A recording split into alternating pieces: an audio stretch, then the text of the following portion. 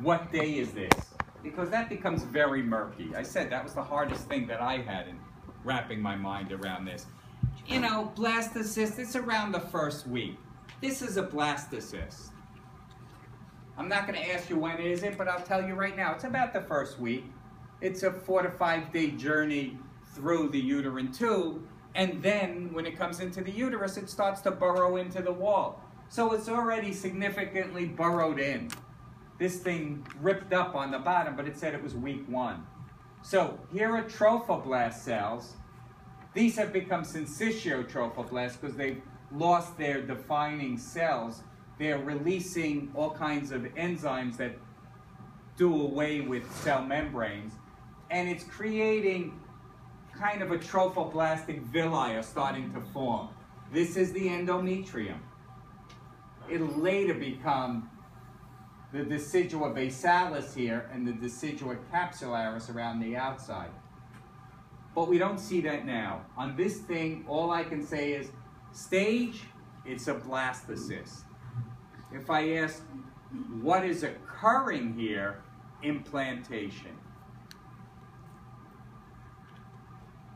So the process occurring here is implantation. It's a blastocyst or a blastula that's burrowing its way into the uterus. These here are the trophoblast cells. This is an inner cell mass. It's divided into an epiblast and a hypoblast. We're starting to form an amnion cavity, but I've got better things to show you amnion, so I wouldn't use that. So that's week 1.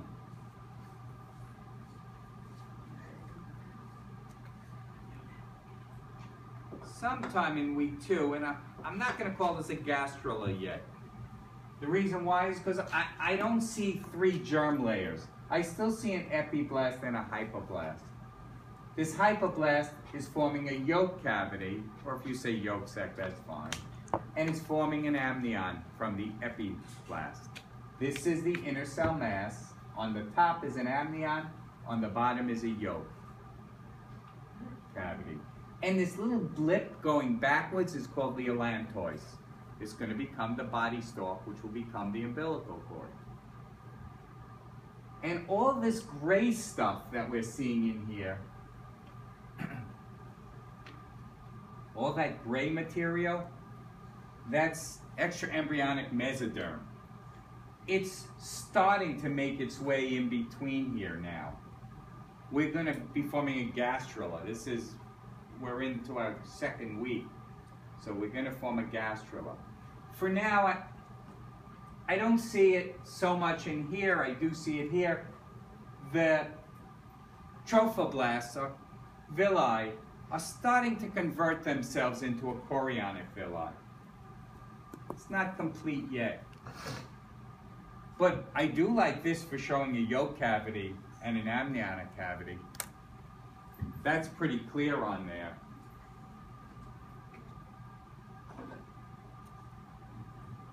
And then as I move along, this being the 3rd week, if I look at what used to be, should I make that a little brighter?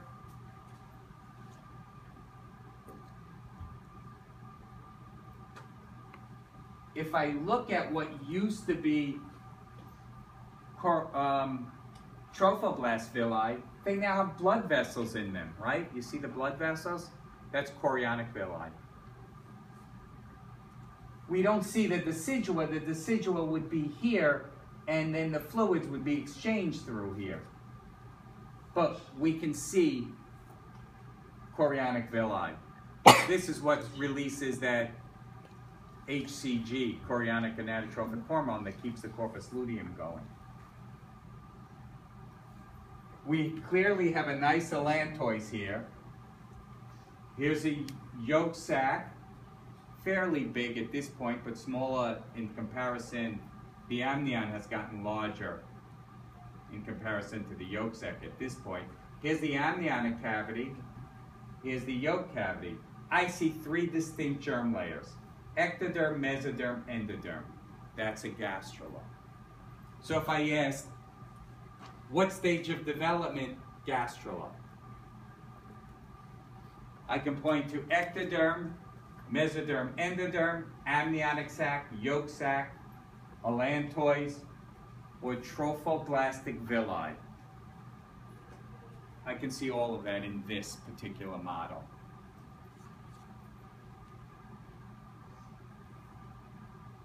It's no longer an inner cell mass.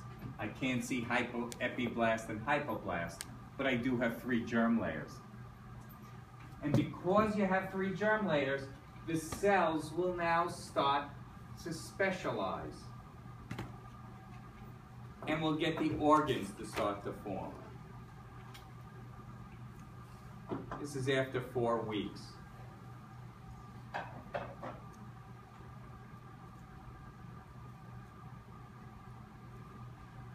At this point, the yolk sac has gotten pretty small in comparison to the amniotic sac. That's gotten larger. And the chorionic villi are starting to get very small on the decidua capsulary size. This is entirely now within the wall of the endometrium. So this is the decidua capsularis out here, whereas this is where the inner cell mass initially was, and the trophoblast cells burrowed in here. This is the decidua basalis. So this here is the decidua basalis.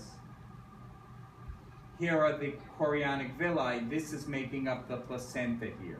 No direct artery from here is going to go into the baby. It ends here, diffuses into what used to be lacunae, these little lakes, and then they can diffuse into the chorionic villi through veins that are red here and carry it back through this body stalk, which is an immature umbilical cord that's starting to form. The head is forming up here. These gills are forming, which will become the lungs.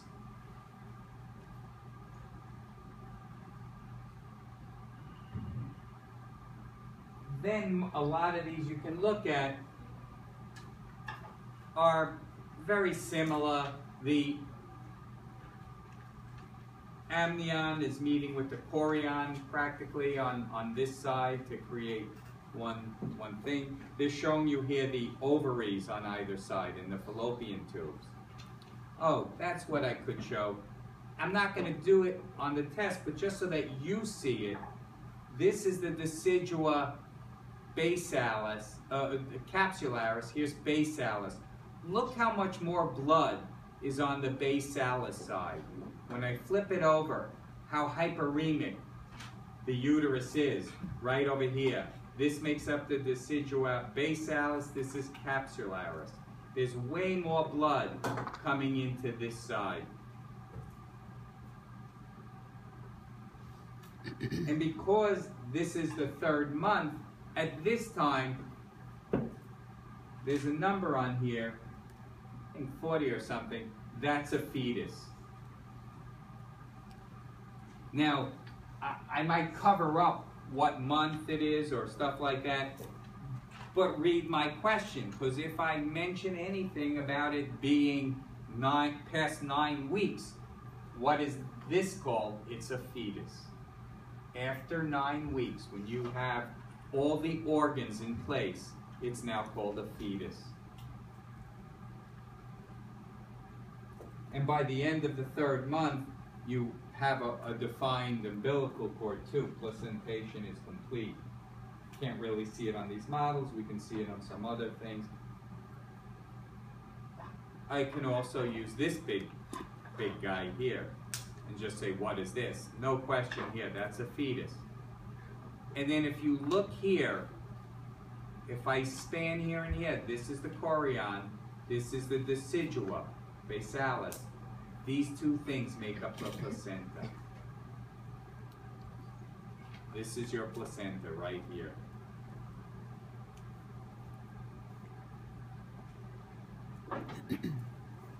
So I can show you from these big things, the placenta.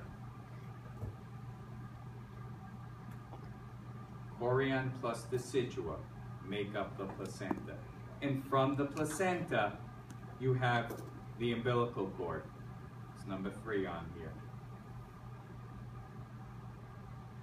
which goes into the fetus and winds up going to the liver. What later becomes the round ligament, this portion of the falciform ligament, was this umbilical cord.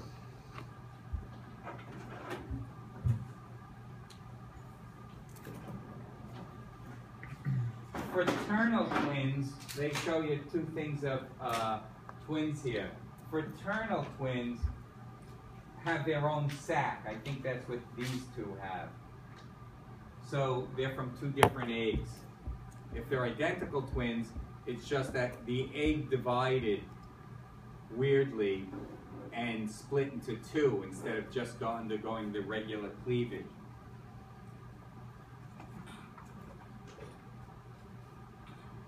Wrong. I mean, they have their own amniotic sac? And I think in identical, they kind of will share the amniotic sac. Fraternal have their own, definitely. They develop from 2 different eggs that implant on their own. So this is, I'm having a hard time saying, but the baby came out the cervix through the vaginal canal. The head is already out. The placenta is over here. And this is the umbilical cord. That's the umbilical cord, that's the placenta, which we sometimes call the afterbirth, right?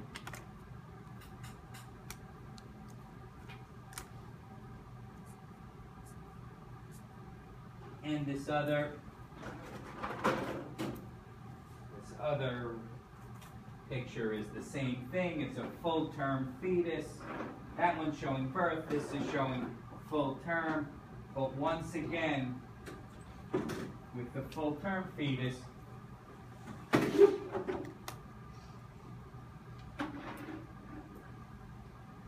they're showing you the placenta back here and the umbilical cord coming through. And if you look at that, you'll be able to see it. Remember, the vein is red, the umbilical vein, and the 2 umbilical arteries. Usually there's 1 big umbilical vein and 2 umbilical arteries. The arteries are blue. They're carrying the waste products back to the mother. So you saw how the initial, models are the ones that I use. If I'm using the others, all I can be pointing out is umbilical cord or placenta. But otherwise, the blastula, the gastrula, the chorionic villi, all that stuff I can see in these models. I won't take pictures.